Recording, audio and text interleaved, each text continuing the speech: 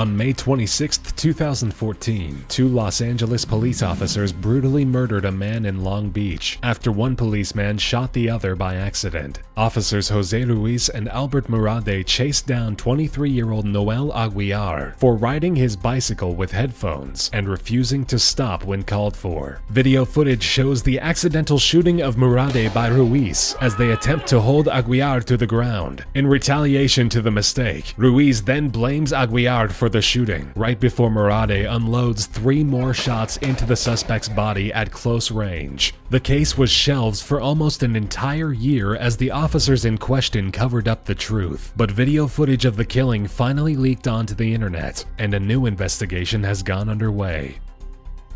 An unarmed, handcuffed, and inebriated woman found herself at the mercy of a violent police officer who abandoned procedure in Shreveport, Louisiana in 2008. Angela Garbarino was accosted by Officer Wiley Willis after being arrested for public intoxication. While in the booking room of the police station, Garbarino, intent on making a phone call, attempted to leave the room before being handcuffed and sat down in a nearby chair. Moments later, Willis flips off the security camera recording the events taking place in the room. When the recording continues, Garbarino is seen lying in a pool of her own blood, her eyes black and swollen, and unable to move or speak. Willis sits above her, refusing to administer any kind of medical attention, implicating him in the attack. Other officers finally bring in a stretcher, and Garbarino is taken to a hospital. While Willis was fired from his position, he was eventually reinstated a year later after settling the matter with Garbarino out of court. He was never legally charged with any wrongdoing.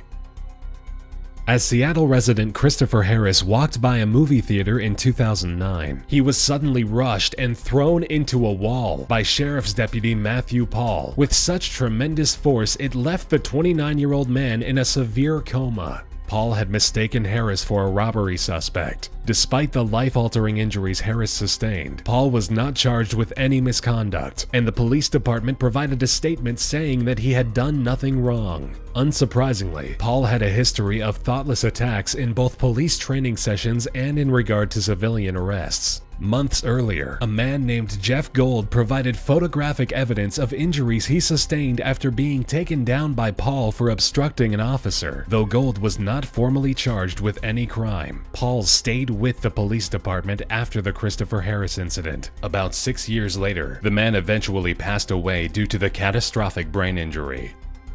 The tragic and well-documented killing of Oscar Grant went on to not only inspire riots and protests, but even became a popular award-winning film with Fruitvale Station. After BART police responded to a physical altercation call on the West Oakland station, they came into contact with Grant and his friends, pulling them off the train and questioning them. When Grant learned he was going to be arrested, he protested, only to be thrown to the ground face first and pinned down. He was not checked to see if he was carrying a weapon. As one officer hurled a racial epithet at Grant, a train passenger began to film the event. Grant begged not to be tased as an officer placed his knee down on the young man's neck. Finally, without provocation, Officer Johannes Messerle fired a single shot into the 22-year-old's back. Grant died the next day. Riots and protests filled California streets in the following days, and Messerle was eventually charged and sentenced for murder.